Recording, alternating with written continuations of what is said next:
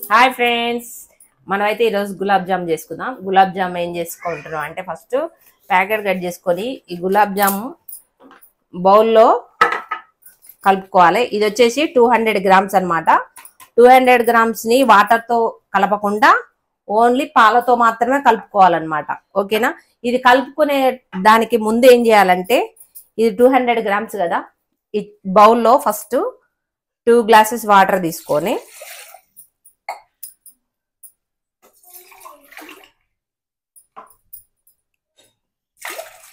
2 glasses water, ఒక పావు KG sugar తీసుకోండి. నేను ఆల్రెడీ తూకం వేసి పెట్టుకున్నా కాబట్టి నాకైతే అర్థమవుతుంది. ఈ పావు కేజీని ఇది గులాబ్ జామ్ది పౌడర్ కలపక ముందే ఈ వాటర్ని బాయిల్ చేసుకోవడానికి స్టవ్ మీద పెట్టుకున్నాం అనుకోండి, ఇది మనం కలిపేసరికి మంచిగా వాటర్ అనేది కాగుద్ది అనమాట. ఓకేనా? మరి వాటర్ అయితే స్టవ్ మీద పెట్టేస్తున్నా. ఫస్ట్ దీంట్లో మనం ఒక 2 ఇలాచి స్మాష్ చేసుకొని అందులో వేసుకోవాలి. ఓకేనండి? పిండి అయితే కలుపుతా నేను.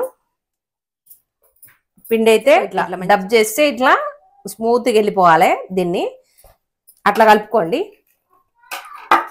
ఉండలు మాత్రం మీడియం సైజ్ చేసుకోండి, ఎందుకంటే చూపిస్తుంది చూడండి.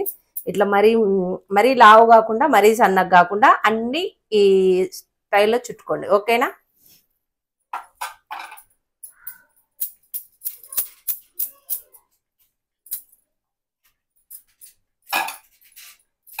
ఉండలు చుట్టడం అయితే అయిపోయింది ఫ్రెండ్స్. ఇంకా కొంచెం ఉంది, ఒక 2-3 అయితే.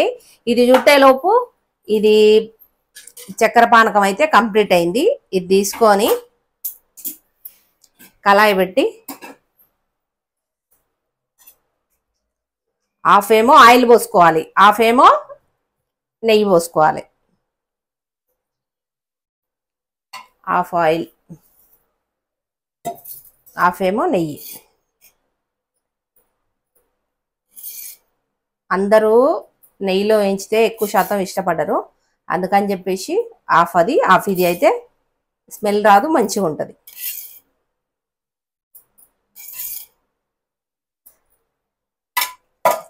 ఈ ఆయిల్ వేడెక్కేలోపు మనకి ఈ 3 ఉండలు కూడా కంప్లీట్ అవుతాయి అన్నమాట.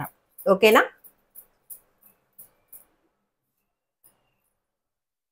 ఉండలు అయితే కంప్లీట్గా జుట్టేసుకున్నాండి. ఆయిల్ కూడా వేడెక్కింది. ఈ ఆయిల్ మాత్రం మామూలుగా హీట్లో ఉన్నప్పుడే దీంట్లో వేసుకోవాలి, ఎందుకంటే ఎక్కువ ఓవర్ హీట్ అయింది అనుకోండి పైన మాత్రమే కాలుతాయి, లోపల కాలవు ఈ ఉండలు. అందుకని చెప్పేసి మామూలుగా హీట్ అయినప్పుడే వేసేస్తున్నా. చూడండి ఇట్లా. కాకపోతే వేసినాక ఒక్క 2 సెకండ్స్ కదిలించకుండా ఉంటే మంచిది. నెయ్యి కదా, అందుకని అట్లా పొంగుతుంది. అదే మామూలు అయితే పొంగదండి.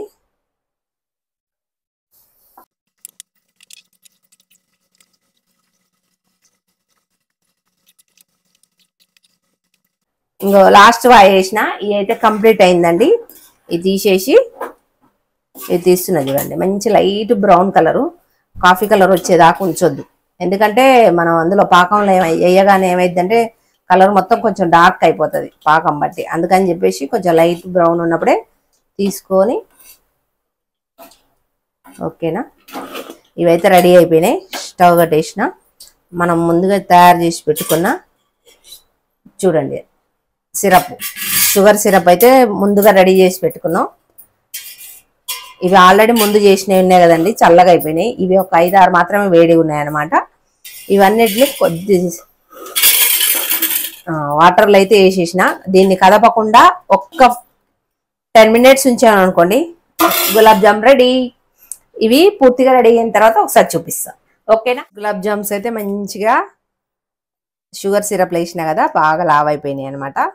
ఒకటైతే టేస్ట్ చేద్దాం.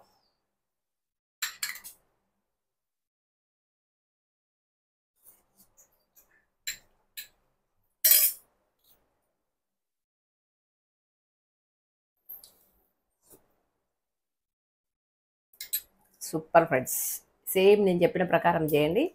గులాబ్ జామ్ అయితే సూపర్గా వస్తుంది అనమాట. ఓకేనా? ఈ స్వీట్ అయితే నచ్చినట్టయితే మీకు లైక్ చేయండి, షేర్ చేయండి, కామెంట్ చేయండి. Okay, bye.